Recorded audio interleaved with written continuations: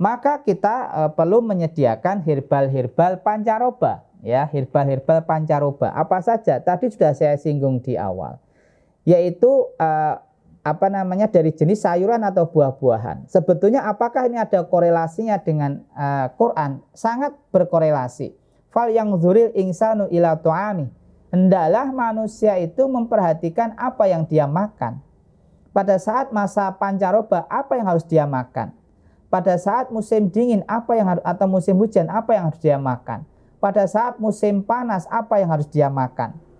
Ini akan membentuk pola dari ayat tersebut dengan kesadaran bahwa sebetulnya pola makan kita itu mestinya berubah sesuai dengan perubahan kondisi cuaca atau lingkungan kita.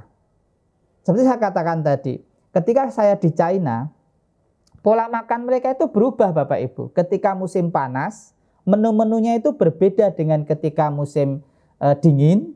Itu sangat kelihatan sekali jenis menunya. Kalau kita kan nampaknya biasa aja. Tips bagaimana untuk menjaga pada musim pancaroba ini kita tetap fit. Yang pertama, perbanyak minum air putih. Ya, air putih ini harus dalam kondisi cukup. Saya sampaikan air putih, tapi bisa juga nanti dikombinasi dalam konsep infused water. Jadi air buah-buahan yang direndam sehari semalam. Buah atau sayur bisa keduanya, ya. Sayur-sayuran juga bisa. Seledri dicacah masukkan ke dalam air minum, ya. Itu juga bisa menjadi infus sehari semalam, ya. Kemudian yang ingin saya tekankan dua hal yang di sini yang penting, yaitu mengkonsumsi madu. Tadi sudah saya jelaskan, madu ternyata lebih baik dibandingkan dengan gula pasir gitu, terutama untuk kalangan lansia dan anak-anak yang daya tahan tubuhnya rentan tadi, karena penggunaan gula pasir menyebabkan daya tahan tubuh kita itu inaktif 3-5 jam tadi. Jadi diganti dengan madu. Jahe ini karena pas nanti musim ke arah musim hujan, kondisi lingkungan dingin, kemudian kita butuh yang sifatnya untuk menghangatkan. Selain jahe nanti bisa juga kita menggunakan cabai Jawa, itu juga hangat nanti di badan, terasa enak. Itu serai, itu juga bisa dikombinasi jahe, serai, cabai Jawa, nanti tambahkan dengan madu, itu rasanya enak sekali dan di tubuh itu terasa hangat gitu. Konsumsi infused water itu bagus sekali. Karena mereka menyediakan kadar kandungan mineral kalium. Nah, kalium itu menyebabkan pH darah itu bisa naik menjadi lebih alkali. Dan kalau pH darah kita itu alkali, itu kondisi kesehatan kita termasuk daya tahan tubuh kita akan optimal. Itu tadi maksud saya infused water itu seperti itu.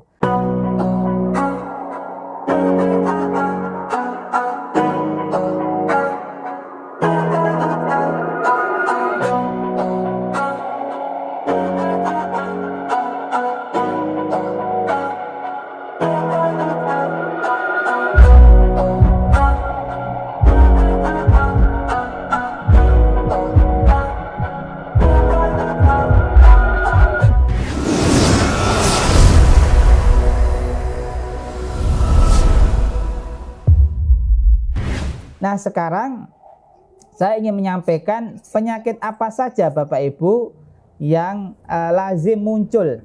Jadi kalau kita tadi bicara tentang musim pancaroba, itu terjadinya 2 kali. Kalau di negara-negara tropis atau negara-negara di sekitar Khatulistiwa. Yang pertama terjadi pada bulan Maret, April. Ini merupakan masa peralihan dari hujan ke kemarau, ya. Yang kedua adalah Oktober, Desember. Berarti kita saat ini yang sedang mengalami itu peralihan dari kemarau ke hujan. Nah, ciri-cirinya sangat jelas musim pancaroba. Yang pertama angin kencang. Ya, beberapa daerah kemarin saya juga sudah mendengar ya hujannya itu disertai dengan angin kencang. Kemudian hujan itu datang secara tiba-tiba dalam waktu yang singkat. Jadi hujannya burst gitu. Tiba-tiba dan waktunya singkat, tidak lama. Nanti kalau kita sudah masuk ke benar-benar ke musim penghujan, itu akan intensitas dan frekuensi hujannya itu akan lebih sering gitu. Tapi masa peralihan ini terjadi ciri-ciri seperti itu. Kemudian puting beliung, udara panas, ya kita gerah rasanya di kamar kita gerah, di jalan gerah dan sebagainya. Kemudian arah angin yang tidak teratur, maksudnya membentuk sistem turbulensi, ya arah angin yang turbulen. Ini ciri-ciri dari musim pancaroba, dan inilah yang kemudian menyebabkan terjadinya pola penyakitnya itu menjadi disebut istilah tropical disease tadi, karena faktor-faktor lingkungan yang berubah seperti itu. Nah, penyakit yang sering dialami itu flu, ya, sesak napas atau gangguan pencernaan, terutama nanti mungkin di anak-anak, ya, banyak yang mengalami diare pada musim-musim pancaroba itu. Kemudian dehidrasi karena rasa gerah tadi, panas, ya, dehidrasi, kemudian merasakan panas dalam. Ya, ini faktor-faktor yang dialami pada mereka yang ada di dalam musim pancaroba. Nah, maka kita perlu menyediakan herbal-herbal pancaroba, ya, herbal-herbal pancaroba. Apa saja? Tadi sudah saya singgung di awal, yaitu dari jenis sayuran atau buah-buahan. Sebetulnya apakah ini ada korelasinya dengan Quran? Sangat berkorelasi. Fal yang dzuril insanu ila tu'ami. Hendaklah manusia itu memperhatikan apa yang dia makan. Pada saat masa pancaroba, apa yang harus dia makan? Pada saat musim dingin, atau musim hujan, apa yang harus dia makan? Pada saat musim panas, apa yang harus dia makan? Ini akan membentuk pola dari ayat tersebut dengan kesadaran bahwa sebetulnya pola makan kita itu mestinya berubah sesuai dengan perubahan kondisi cuaca atau lingkungan kita. Seperti saya katakan tadi, ketika saya di China, pola makan mereka itu berubah, Bapak Ibu. Ketika musim panas, menu-menunya itu berbeda dengan ketika musim dingin. Itu sangat kelihatan sekali jenis menunya. Kalau kita kan nampaknya biasa aja. Musim panas, musim dingin itu ya gitu-gitu aja gitu. Kalau mereka tidak ternyata. Nah, ini mungkin belum menjadi kebiasaan di masyarakat kita merubah pola makan karena perubahan musim. Termasuk kalau di China itu jelas terjadi perubahan fashion atau pola pakaian mereka ketika musim panas beralih ke musim dingin. Saya itu ketika musim dingin itu mesti harus sedia jaket tebal, ya, jaket berbulu yang tebal itu mesti harus ada. Nah, nanti pas musim panas itu nggak kita pakai, kita simpan gitu. Jadi ternyata pola makan itu berubah karena perubahan cuaca itu terjadi di negara-negara subtropis. Tapi kalau negara tropis jarang. Padahal ayat Al-Quran mengatakan fal yang dzuril insanu ila tu'ami. Hendaklah manusia itu memperhatikan apa yang dia makan. Nah, ini sekarang kita masuk musim pancaroba, mestinya makan makanan yang sifatnya adalah untuk menurunkan panas dalam atau dehidrasi. Contohnya adalah infused water. Infused water ini sangat mudah sekali cara buatnya. Contoh, ini saya kasih contoh infused water dari timun. Timun kita cacah, kita cacah, kemudian kita masukkan ke dalam toples katakanlah atau wadah, terus kita kasih air, kita diamkan sehari semalam. Itu udah jadi infused water. Dan kebiasaan ini sangat bagus kalau dilakukan dalam satu keluarga, supaya imunnya itu selalu meningkat. Tapi infused water ini tidak bisa dipakai dalam jangka panjang. Artinya kalau membuat infused water ya sehari semalam itu harus sudah habis, tidak bisa disimpan. Nanti baunya agak bau sudah basi gitu. Jadi dia adalah fresh water, artinya mengkonsumsi dari jenis yang segar gitu. Ini adalah cara bagaimana menangkal panas dalam pada saat memasuki musim pancaroba seperti saat ini. Bapak Ibu yang dirahmati Allah, berikutnya di situ dikatakan ya bagaimanapun kita harus rajin berolahraga. Dan banyak penelitian mengatakan keterkaitan olahraga dengan sistem imun itu sudah tidak disangsikan lagi. Artinya fix. olahraga kita bisa memilih untuk lansia cukup jalan kurang lebih 45 menit gitu ya, 30 sampai 45 menit jalan kaki aja gitu sudah bagus gitu ya. Kalau untuk dewasa bisa memilih mulai dari jogging ya, kemudian cycling atau bersepeda, kemudian swimming atau olahraga renang gitu. Itu termasuk olahraga sunnah. Ajarilah anak-anakmu dengan berenang, kemudian memanah, naik kuda ya. Itu adalah olahraga sunnah yang sekarang banyak kelompok-kelompok yang melestarikan dengan panahan gitu ya. Ada yang dengan kelompok-kelompok yang belajar renang dan seterusnya. Jadi sisi ini juga harus dipahami kita bersama. Kemudian ada tips bagaimana untuk menjaga pada musim pancaroba ini kita tetap fit. Yang pertama, perbanyak minum air putih ya. Air putih ini harus dalam kondisi cukup. Saya sampaikan air putih, tapi bisa juga nanti dikombinasi dalam konsep infused water. Jadi air buah-buahan yang direndam sehari semalam. Buah atau sayur bisa keduanya ya. Sayur-sayuran juga bisa. Seledri dicacah masukkan ke dalam air minum ya, itu juga bisa menjadi infus sehari semalam ya. Kemudian yang ingin saya tekankan dua hal yang di sini yang penting, yaitu mengkonsumsi madu. Tadi sudah saya jelaskan, madu ternyata lebih baik dibandingkan dengan gula pasir gitu, terutama untuk kalangan lansia dan anak-anak yang daya tahan tubuhnya rentan tadi. Karena penggunaan gula pasir menyebabkan daya tahan tubuh kita itu inaktif 3-5 jam tadi. Jadi diganti dengan madu.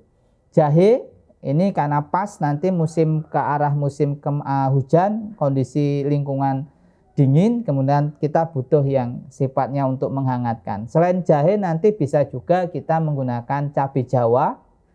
Itu juga hangat nanti di badan, terasa enak. Itu serai, itu juga bisa dikombinasi jahe, serai, cabai Jawa, nanti tambahkan dengan madu. Itu rasanya enak sekali dan di tubuh itu terasa hangat gitu.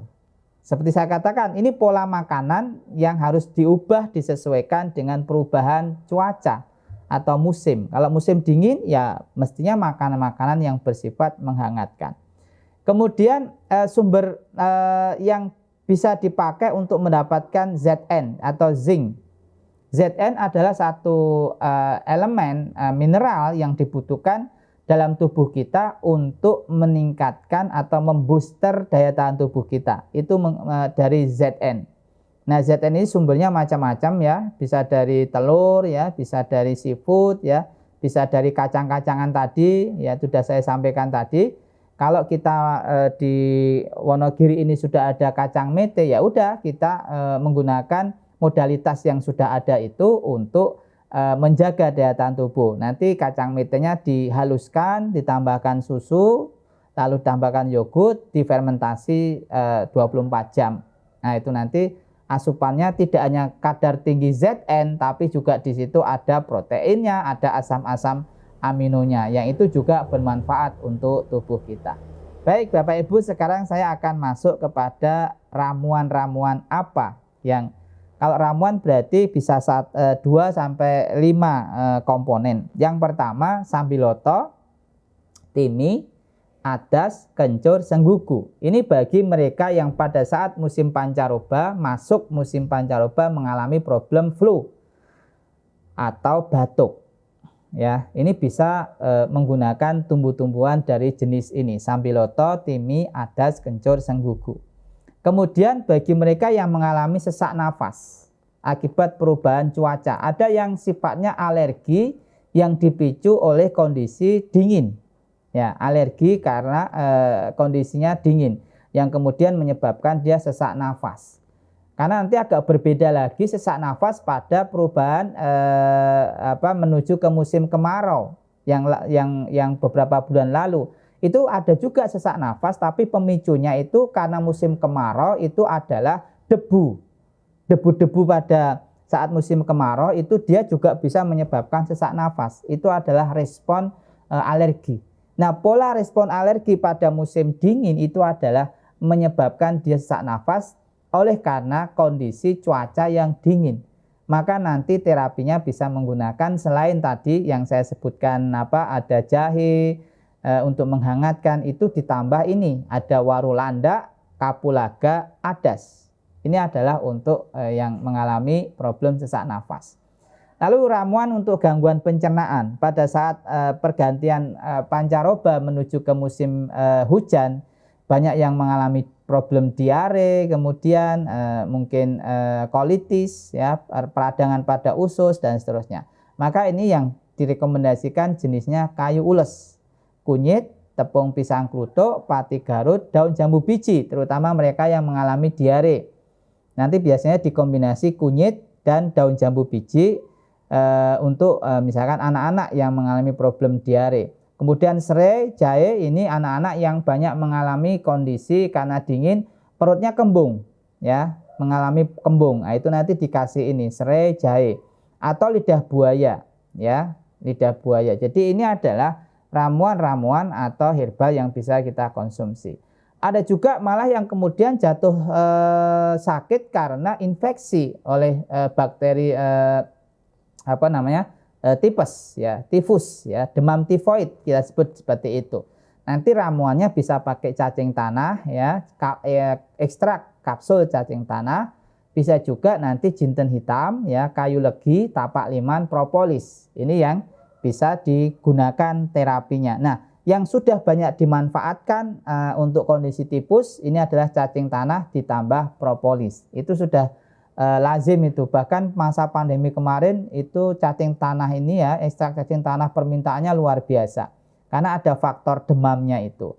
Kemudian pakai cacing tanah dan dikombinasi dengan propolis. Lalu untuk ramuan panas dalam, ya, itu bisa menggunakan akar alang-alang, ya, bisa menggunakan jeruk nipis dan patikan kebo. Demikian Pak Aji paparan saya. Mungkin ada pertanyaan, dipersilakan. Assalamualaikum warahmatullahi wabarakatuh.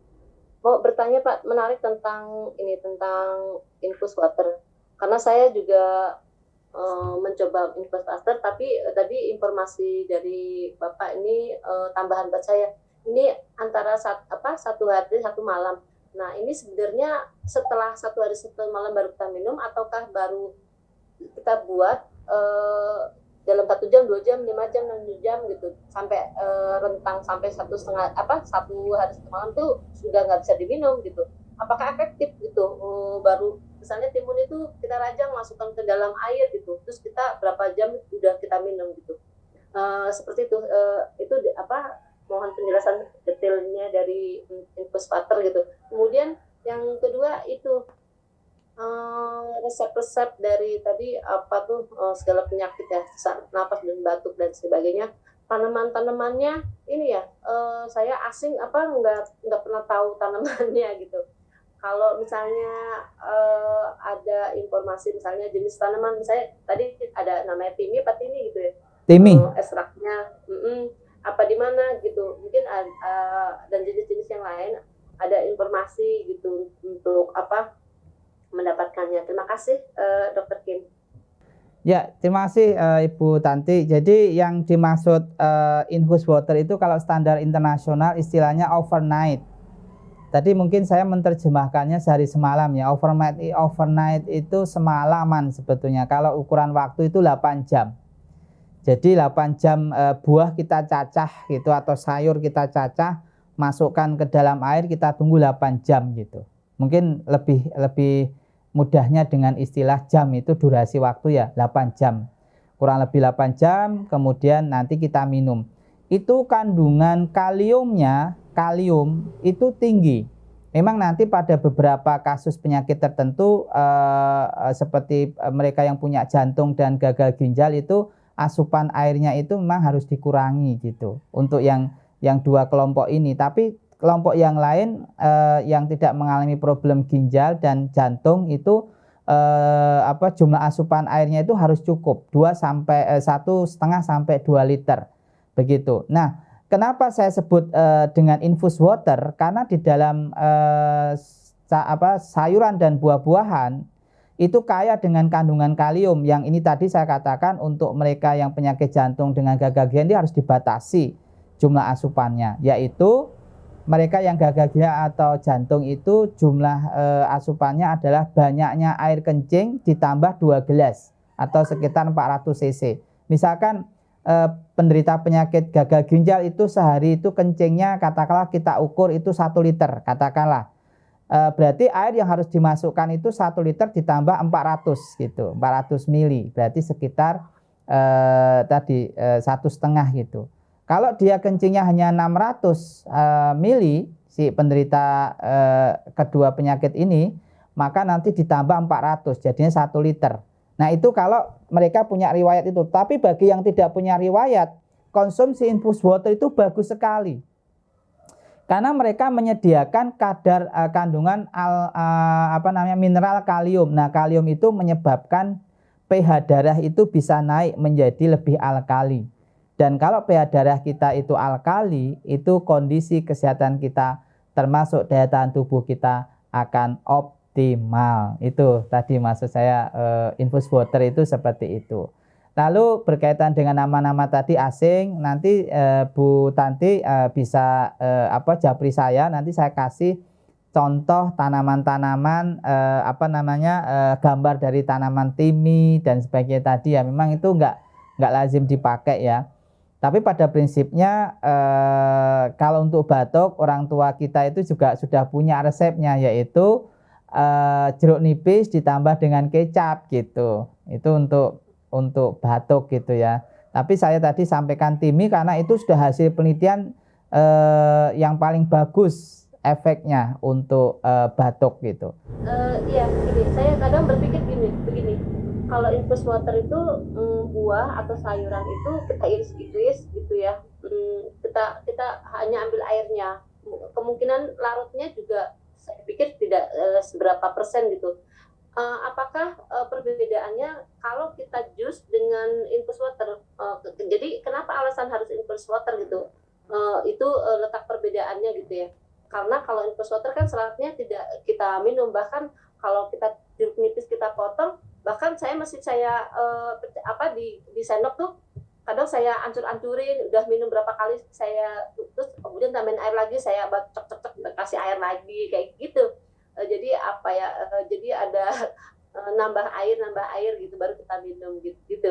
Mohon sarannya, Dokter. Ya. Terima kasih. Jadi infus water berbeda dengan buah yang di jus atau yang kita blender ya. Itu tujuan dan maksudnya itu berbeda. Jadi kalau infus water itu memang kita ingin mencukupi jumlah air juga di dalam tubuh kita, yang itu sekitar 60% dari cairan tubuh kita itu harus cukup dengan air. Nah kalau konsumsinya adalah jus ya, jus itu kan konsentrat dari buah tersebut atau sayuran tersebut, itu kadar airnya sedikit gitu. Maka saya sampaikan kalau untuk tujuan dehidrasi itu sebetulnya mengkonsumsi air putih saja pun cukup gitu. Tapi dengan penambahan infus water, dibuat menjadi infus water, itu artinya di dalam air tersebut terlarut beberapa bahan yang bermanfaat, mineral, vitamin ya, asam-asam amino yang larut di situ yang bermanfaat untuk tubuh kita. Selain kita mencukupi kadar kecukupan airnya tadi, yaitu 60% dari tubuh kita itu harus tercukupi dengan air gitu. Dan kalau kita bicara tentang spiritualitas atau normatif di dalam Al-Quran itu banyak sekali yang bicara tentang air atau ayat-ayat yang menjelaskan tentang air atau alma gitu ya. Itu banyak. Artinya apa? Artinya air ini benar-benar menjadi bagian dari kehidupan manusia itu sendiri. Ya, manusia bisa tahan tidak makan selama 1 minggu, 1 bulan, tapi dia tidak bisa tahan tanpa air. Itu yang harus dipahami. Kemudian kecukupan air dalam tubuh kita itu juga akan menjadi media bagi enzim-enzim yang jumlahnya dalam tubuh sekitar 350 jenis enzim dalam tubuh kita. Dia membutuhkan media air untuk si enzim ini bekerja dengan optimal. Seperti itu. Jadi kenapa infused water beda dengan jus? Karena jumlah airnya jelas berbeda. Kalau infused water kan lebih banyak. Begitu. Dan tadi saya sampaikan jangan sampai infused waternya itu berhari-hari. Dia nanti basi. Kenapa basi? Karena itu menjadi sumber bakteri suka menggunakan media yang di situ ada nutrisinya yang banyak, nutrisi-nutrisi organik dari buah ataupun sayur yang kita larutkan itu kalau tidak segera diminum nanti mesti akan terjadi kontaminasi oleh bakteri. Seperti itu. Maka harus fresh gitu buatnya. Demikian. Ustadz, tolong dijelaskan cara fermentasi kacang mete. Metenya itu mentah atau yang sudah diolah? Demikian Ustadz. Ya. Pohon pencerahannya. Ya. Pertama, mete yang dipakai adalah mete yang sudah matang, Pak. Ya, yang sudah matang, bukan mentah. Karena fermentasi itu lebih baik dilakukan secara efektif pada bahan yang sudah matang, bukan yang mentah. Nah, apa tujuan dari fermentasi? Satu tadi, yaitu meningkatkan nutrisi.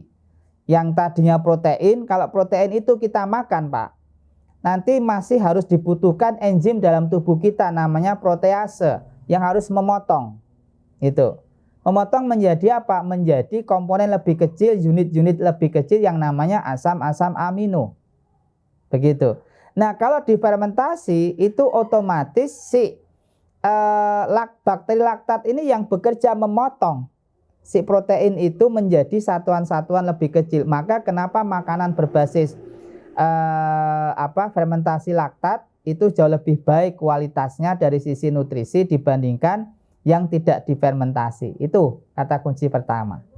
Yang kedua, kenapa difermentasi? Karena beberapa bahan yang nutrisi yang dibutuhkan oleh tubuh kita itu sebelum difermentasi kadang dijerap oleh suatu komponen lain atau zat lain yang disebut sebagai fitat. Fitat ini kayak kurungan gitu, kayak menjerap. Nah, kalau difermentasi fitatnya ini akan dibuka gitu. Karena dia dibuka, maka nanti komponen yang ada yang dijerap oleh si fitat ini dari jenis mineral, vitamin-vitamin itu bisa lebih mudah diabsorpsi oleh intestin atau usus halus kita. Itu karena si fitat ini. Nah, fitat ini biasanya dianggap sebagai istilahnya anti nutrien faktor atau faktor anti nutrien. Faktor yang menyebabkan kualitas nutrisi itu menurun karena absorpsinya menjadi terganggu atau tidak optimal. Nah, kalau sudah difermentasi, fitatnya ini hilang sehingga nutrisi bisa diabsorpsi dengan baik. Seperti itu, Pak Aji. Oh, ini ada tambah lagi dari Pak Husain, maksudnya mentah, matang, segar atau kering? Bukan mentah, tapi matang, Pak. Matang. Yeah. Jadi yang sudah matang, maksudnya sudah diproses, bukan mete yang ngambil dari pohon itu bukan, tapi yang sudah diproses. Sebagaimana tempe, Pak, kedelai itu sudah diproses menjadi tempe. Tempe itu kan sebetulnya kedelai yang sudah matang, sudah dimasak. Begitu, Pak. Nah, jadi tempe. Nah, tempe juga bisa, Bu. Selain kacang mete, Bapak Ibu bisa pakai tempe. Nanti dicacah itu, dihaluskan, kemudian tambahkan susu, tambahkan yogurt. Ada juga yang beberapa mengatakan tambah dengan sari kurma atau air dari rendaman kurma itu ditambahkan di situ. Wah, itu lezat sekali dan ini makanan berkualitas.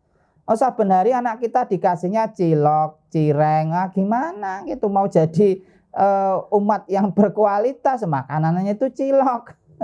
Tapi kalau makanannya kurma, susu, yogurt, itu makanan-makanan nabawiyah, itu Rasul itu suka makanan yang seperti itu. Kualitasnya bagus, nutrisinya tinggi gitu. Seperti itu, Pak. Mungkin bisa kita tentukan untuk komposisinya, misalnya berapa kacang metenya, berapa yogurtnya, susunya gitu. Ya. Biasanya bisa pakai perbandingan misalkan 1 bagian kacang mete ya, kemudian 3 bagian susu, 1 bagian dari yogurt. Misalkan seperti itu, Pak. 1:3:1. Oh, gitu. Ya. Jadi ya. Nggih. tadi yang disampaikan Bu Tanti tadi terkait dengan infus water, ini peruntukannya Ustaz, misalnya apakah misalnya kalau orang menderita darah tinggi misalnya, buahnya ini itu atau sayurnya apa gitu, mungkin ada semacam itu kan? Ya, yang pertama yang dibuat adalah sayur-sayur yang lazim dikonsumsi juga untuk sumber masakan. Jadi bukan dari jenis sayur yang aneh-aneh gitulah. Ya kayak brokoli itu kan biasa gitu. Kemudian kalau sayur ya, kemudian tomat itu juga biasa, atau buah-buahan yang biasa lazim dikonsumsi juga itu bisa dibuat infus water. Saya punya pengalaman pasien yang saya terapi herbal yang bersangkutan mengalami miom. Jadi saya sarankan ketika terapi dengan miom, termasuk juga yang pertumbuhan saya tidak normal seperti kanker dan sejenisnya, kista dan sejenisnya, itu lebih efektif, lebih cepat terapinya kalau ternyata di booster dengan infus water gitu. Itu seperti itu. Jadi kalau saya menterapi penyakit-penyakit seperti tadi, ada kanker, tumor, kista, miom dan sebagainya, saya selalu sarankan dengan menambah asupan infus water gitu. Adapun nanti buahnya biasanya saya minta contohnya misalkan nanas, kemudian tomat itu ya, timun misalkan seperti itu. Itu untuk tadi infus water. Di dalam nanas misalkan untuk penderita kanker itu di kentosnya bagian dalam yang keras itu ya, itu ada satu enzim yang dia bersifat proteolitik. Proteolitik itu adalah menghancurkan protein dari kanker. Jadi kalau proteinnya dari struktur kankernya itu dihancurkan protein-proteinnya oleh si zat ini, otomatis sel kanker itu mati karena protein penyusun sel kankernya itu hancur gitu. Jadi seperti itu pendekatan yang saya pakai untuk pendamping terapi istilahnya. Begitu Pak Haji. Ya. Ini ada pertanyaan lagi melalui chat dari Ibu Yuni. Bertanya Ustaz, herbal untuk hipertensi menapa nggih? Matur nuwun. Ya mungkin karena enggak mungkin ini di pancaroba juga tangguh nih tensinya. Ya. biar nyambung dengan tema. Iya, hipertensi bisa menggunakan nanti infus water, mau infus water atau mau langsung herbal gitu ya, itu fleksibel aja.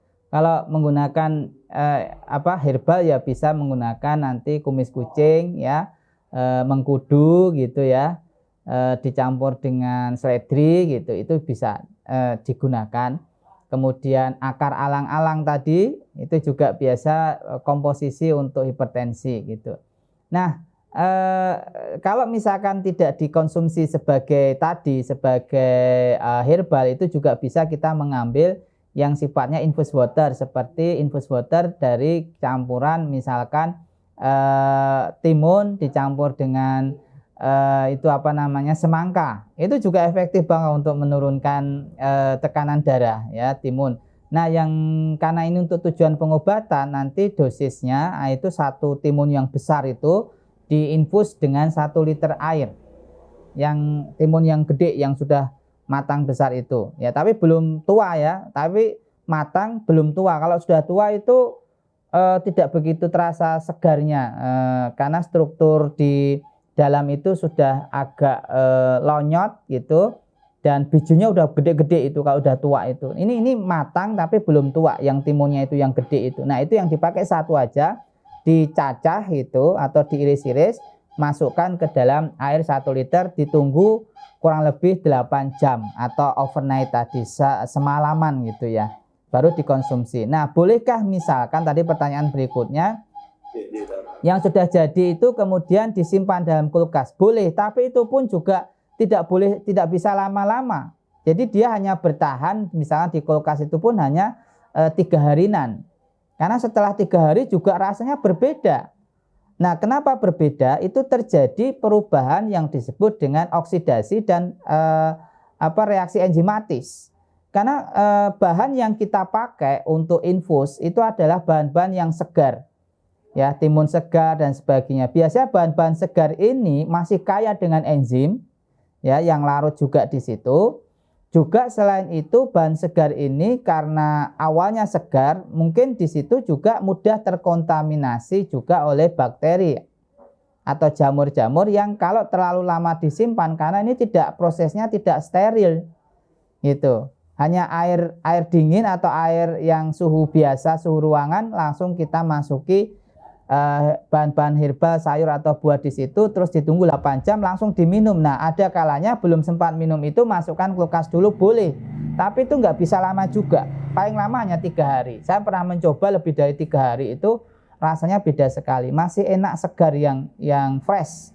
Setelah selesai infus langsung kita konsumsi atau kita minum, gitu. Begitu Pak Aji. Adakah link terkait jurnal terpercaya terkait infus water? Terima kasih. Ya, ada Bu. Nanti saya share ya ke Ibu, terutama tujuan dari infus water tadi selain mencukupi tadi Bu cairan tubuh kita, karena air, kita butuh air ya untuk media metabolisme enzim dalam tubuh kita. Juga di situ terlarut mineral-mineral, vitamin-vitamin, atau kita sebut keduanya itu dengan istilah fitonutrien. Tapi juga terlarut beberapa komponen fitokimia Bu. Fitokimia itu zat-zat seperti polifenol yang antioksidannya itu sangat tinggi, kemudian ada flavonoid dan seterusnya, itu fitokimia. Itu yang bagus juga untuk kesehatan pencegahan terhadap penyakit, terutama pada masa pancaroba itu, gitu. Nanti jurnalnya saya bisa share lewat Pak Nawir nanti. Ada. Saya juga biasanya menggunakan infus water ini untuk terapi pada mereka pasutri yang belum punya momongan ya, belum dikaruniai momongan atau belum hamil itu. Namanya promil ya, program kehamilan. Itu juga efektif nanti juga dengan pendekatan infus water gitu. Jadi itu tambah informasi bagi pasangan yang belum dikaruniai momongan, itu salah satunya bisa kita kombinasikan terapi menggunakan infus water. Seperti itu. Assalamualaikum warahmatullahi wabarakatuh, Ustaz. Waalaikumsalam. Waalaikumsalam. Monggo Bu Mevi. Menanyakan untuk ini kan, saya konsumsi madu, tapi madu itu kan tidak ada dosisnya ya Ustaz. Jadi saya kalau pagi minum 1 sendok madu dicampur susu atau lemon tea. Nah kalau lemon tea saya kasih gula sedikit karena untuk memantapkan saja, sedikit saja. Nah yang saya tanyakan, suatu saat saya kan cek gula, kok gula saya tinggi, apakah karena madu itu kan tidak ada dosisnya, apakah karena itu madu itu bisa menyebabkan gula darah tinggi? Ya, baik. Peningkatan kadar gula darah itu bisa dipacu selain karena faktor penyakit gula sendiri atau diabetes sendiri, itu juga bisa disebabkan karena infeksi Bu. Jadi kalau kita sedang infeksi atau terinfeksi, itu mesti otomatis kadar gula darah kita akan naik. Kayak misalkan kita sedang influenza, itu dibandingkan ketika kita tidak sedang sakit influenza, itu berbeda. Artinya lebih tinggi pada saat kita kena infeksi. Yang kedua, pada saat kondisi kelelahan, ya, kondisi kerja berat, kelelahan, capek, itu juga kadar gula darah biasanya juga meningkat. Yang ketiga, karena mungkin faktor pikiran atau stres, ya, bahkan bisa sampai depresi, itu juga kadar gula darah meningkat. Nah, selain daripada 3 aspek itu juga bisa memang disebabkan karena penyakit gula atau kencing manis atau diabetes. Nah, apakah kemudian madu yang dipakai itu bisa menurunkan kadar gula darah atau meningkatkan kadar gula darah? Itu sangat tergantung Bu. Pertama, tergantung dari madunya itu asli atau tidak, gitu. Sekarang ini untuk menemukan madu yang asli itu sudah sangat susah. Mau pakai uji lab juga nanti ditanya, oh kan parameternya ada urikase, ada diastase, ada diastase, enzim diastase di dalam di dalam madu. Ya ternyata kalau gula pasir ditambahkan madu separuh perbandingannya 50-50 itu nanti tetap akan ada diastasenya gitu. Artinya sangat susah kemudian ini madu asli atau madu yang dicampur dengan gula pasir misalkan gitu. Maka sekarang para terapis itu kalau mencari madu itu mereka menggunakan istilah baru sekarang, yaitu bukan madu yang didasarkan pada lab tetapi madu yang bersanad. Nah ini agak unik ini istilah ini. Jadi tidak hanya ilmu hadis ya Ustadz Nawir ya, tapi madu pun bersanad gitu. Maksudnya apa? Kita harus tahu betul siapa yang menjadi jalur distribusi madu ini sampai kepada peternak madunya itu kita tahu. Nah itu bersanad namanya. Misalkan saya beli madu dari Pak Umar dari Pak Hasan dari Pak Amir. Nah Pak Amir ini peternaknya asli dan kita tahu orang-orang ini adalah amanah. Misalnya amanah itu tidak nyampur-nyampur gitu. Nah ini sekarang ada istilah itu di kalangan para produsen madu pengguna madu itu ada istilah madu yang bersanad gitu. Jadi maksudnya seperti itu. Nah untuk madu-madu yang asli yang seperti tadi Bu, itu kemampuan menurunkan gula darah itu sudah banyak ada penelitiannya. Nanti juga saya share lewat Pak Nawir jurnal-jurnal tentang madu yang benar-benar asli tadi, yang bersanad tadi, itu justru bisa mengendalikan kadar gula darah kita. Nah saya khawatir yang dipakai Ibu Mevi itu madu-madu yang tidak bersanad tadi gitu. Karena untungnya menggiurkan ya Bu, kalau dicampur dengan gula pasir itu separuh-separuh gitu aja udah nggak kelihatan ini madu asli atau campuran gitu. Izin bertanya Ustaz, terkait dengan program hamil tadi mohon penjelasannya. Ini ada saudara yang sudah menikah 6 tahunan sampai sekarang belum dikaruniai anak. Mohon maaf ini tadi masuk zoomnya terlambat. Terima kasih. Monggo Ustaz.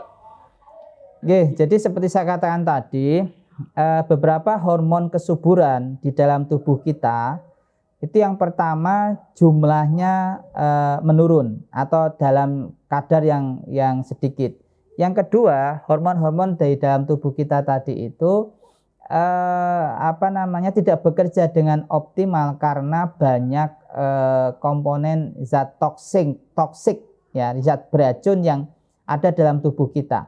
Nah, bagaimana cara menghilangkan zat toksiknya itu? Salah satunya itu kayak kita membersihkan mungkin satu saluran yang di situ banyak kerak-kerak gitu ya, banyak pengganggu saluran itu diguyur gitu, digelontor istilahnya, digelontor. Nah, water infus itu memiliki dua syarat itu. Satu sisi bisa gelontor, bisa menghilangkan cairan-cairan racun-racun dalam tubuh kita. Satu sisi dia bisa menyediakan sumber yang bisa mengoptimalkan kinerja dari hormon-hormon kesuburan. Jadi satu sisi yang menyebabkan si hormon ini tidak bekerja optimal itu yaitu racun-racun itu digelontor, dihilangkan. Nanti akan diimbangi dengan konsep keseimbangan cairan dalam tubuh kita, yaitu apa? Mesti air kencingnya juga meningkat.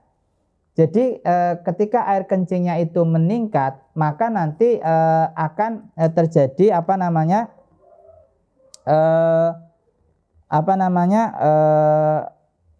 kencing kita itu kita lihat. Jadi jumlah air kencing yang yang bertambah itu juga menunjukkan bahwa asupannya itu juga meningkat. Nah, ketika air kencing itu sebetulnya juga membawa komponen-komponen yang bersifat toksik tadi, begitu Bu, atau yang bersifat beracun. Itu biasa di kalangan masyarakat dikenal dengan konsep detoksifikasi menggunakan infus water gitu. Jadi seperti itu Bu, korelasi dengan program kesuburan nanti. Dan itu bisa berjalan efektif nanti sekitar 3 bulan Bu. Untuk membersihkan seluruh racun-racun dalam tubuh kita itu harus rutin konsumsi infus waternya itu dalam jangka waktu yang relatif tadi 3 bulan itu. Nanti akan dirasakan tubuh itu seger gitu loh, seger tubuh itu. Seperti itu. Terus nanti yang berikutnya waktu melakukan hubungan suami istri itu juga timingnya juga yang harus tepat Bu. Yang pertama itu pas istri sedang masa subur. mengukur masa subur itu adalah 14 hari sebelum haid berikutnya, atau dengan menggunakan kekentalan cairan vagina, yaitu warnanya jernih ya, kental dan solid, maksudnya tidak putus ketika ditarik sekitar 20 cm, itu parameternya seperti itu. Nah, ketika mendapatkan kondisi cairan vagina seperti itu benar-benar pas masa subur, Bu. Jadi begitu. Atau dengan menggunakan tadi perhitungan siklus haid tadi 14 hari sebelum haid berikutnya. Nah, lalu yang terakhir adalah waktu melakukan itu diutamakan pada pukul ya, antara pukul 3 sampai pukul 6. Jadi jeda waktu 3 jam itu adalah waktu yang paling bagus, di mana pada saat itu hormon-hormon kesuburan baik laki-laki atau perempuan itu pada kondisi atau jumlah yang paling optimal itu di jam-jam itu. Jadi seperti itu, Bu, cara nanti treatmentnya. Tetapi infus water selalu saya rekomendasikan untuk kondisi seperti tadi. Begitu Pak Aji. Nanti bisa disampaikan, Bu, kalau belum jelas japri di nomor saya 0822 2070 9977. Yang kalau kurma itu bisa ya Ustadz untuk tadi infus water? Bisa, Pak, bisa. Kurma bisa. Jadi saya malah menyarankan kalau tidak suka ingin mendapatkan cita rasa air water, infus water yang agak ada rasa manis-manisnya gitu, itu jangan gula, sekali lagi jangan gula, tapi dari kurma gitu. Hanya perlu saya sampaikan, setiap bahan yang di situ ada komponen manis atau gula itu basinya itu akan lebih cepat. Itu sudah menjadi pemahaman umum. Kalau ada komponen-komponen manis ya, itu mesti lebih cepat basi. Kenapa? Karena gula itu menjadi aktivator dari bakteri, jadi dia menjadi starter. Maka di dalam konsep fermentasi itu biasanya untuk mengaktifkan bakterinya itu ditambahkan gula gitu untuk starternya. Maka karena di dalam kurma itu juga ada gula, maka nanti mohon dipahami jangan terlalu lama dimasukkan ke almari es gitu ya. Jangan terlalu lama, karena dia akan lebih cepat lagi untuk bisa menjadi basi, karena gula disukai oleh bakteri untuk lebih aktif dia melakukan proses pembusukan tadi atau menyebabkan basi tadi. Seperti itu. Terima kasih. Assalamualaikum Pak Dokter. Waalaikumsalam Pak Fadlan. Terkait dengan penggunaan gula ini Pak Dokter, saya itu kan istri itu kalau masak dia kan pakai gula sama garam ya, sebagai pengganti dari perasa buatan. Maaf, saya sebut merek, misalnya pengganti dari Ajinomoto, pengganti dari Mewon, atau pengganti dari Sasa. Itu kan biasanya menggunakan gula sama garam, sehingga rasanya itu, rasa masakan itu menjadi lebih nikmat. Kalau tanpa gula tentu asin jadinya nantinya. Cuma kalau terlalu banyak, kalau ini kan meskipun misalnya sedikit, tetapi hampir semua makanan yang diolah itu, kecuali mungkin nasi ya, misalnya kayak ikan, sayur mayur dan seterusnya, itu penyedap rasanya adalah campuran gula sama, itu pasti bahan dasarnya ada gula sama garam itu. Kalau misalnya kita mau ganti gula pasir itu ke madu, kan mahal juga nanti biaya perhariannya itu, pembengkakan terhadap belanja dapur jadinya. Ini kira-kira bagaimana kalau seperti ini Pak Dokter? Terima kasih. Iya, betul Pak. Pemanis itu kombinasi ya dari berbagai rasa gitu. Saya sarankan gula itu kan sumber manis kan tidak harus dari gula ya. Ada yang dari kelapa, gula kelapa itu, atau biasa disebut gula Jawa, itu juga rasa manisnya itu khas. Saya pernah mencoba minuman jahe serai, saya kasih gula pasir, jahe serai saya kasih gula Jawa, jahe serai saya kasih gula aren, jahe serai saya kasih madu. Ternyata yang paling enak adalah gula jahe serai saya kasih gula aren, itu paling enak. Kenapa begitu? Karena itu harmonisasi dari ketiga campuran itu yang paling pas memang menggunakan gula aren. Gula aren itu dari pohon aren, betul ya Pak Nawir ya, dari pohon kelengkeng, aren itu ya, bener aren ya. Aren, betul. Oke, gula aren. Dia bukan dari kelapa, ya bukan dari pohon kelapa. Kalau pohon kelapa itu nanti jadinya ya gula Jawa itu ya, kita sebut gula aren. Nah artinya apa? Saya hanya menunjukkan sebetulnya pemanis itu beragam Pak di alam ini, tidak harus dari gula pasir atau gula tebu gitu, tetapi bisa dari kelapa, dari aren ya, dari madu.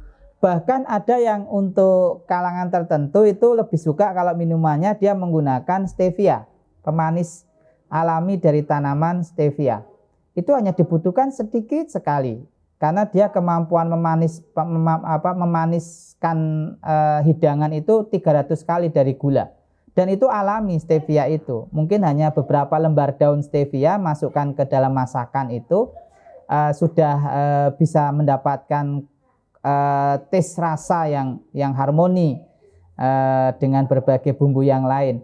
Nah stevia ini bisa ditumbuhkan dengan pola polybag atau dengan menggunakan di pekarangan rumah kita itu stevia.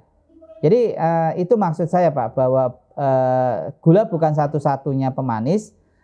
Andaikan harus memaksakan mengkonsumsi gula, yaitu harus ditakar di jumlahnya itu harus dikendalikan ya, bukan kemudian tanpa kendali. Seperti garam itu kan sehari semalam itu untuk yang sehat itu kan hanya 6 gram. Menurut banyak standar penelitian terkait dengan pengendalian faktor resiko hipertensi itu asupan garamnya maksimal hanya 6 gram. Sebetulnya demikian juga dengan gula, mestinya juga dikendalikan jumlahnya supaya tidak menekan sistem imun kita. Tadi sudah saya jelaskan konsumsinya 100 gram Pak, 100 gram. Jadi saon ya, saon. Jadi kalau ada orang mengkonsumsi sehari semalam 1 on, 100 gram itu kan 1 on, itu daya tahan tubuhnya itu akan ngelek itu berjeda tidak aktif selama 3-5 jam. Itu saon. Nah, sekarang pertanyaan kita mengkonsumsinya ada saon enggak gitu. Sehari semalam itu 1 on ya kayaknya enggak ya kalau 1 on itu. Tapi mungkin itu terjadi pada pada jenis makanan tertentu seperti roti yang sangat manis sekali itu bisa jadi Pak. Itu di situ ada yang kita konsumsi itu karena manis sekali ya gulanya mungkin lebih dari 1 on. Nah yang seperti itu maksud saya yang menekan daya tahan tubuh kita gitu. Seperti itu Pak Fadlan.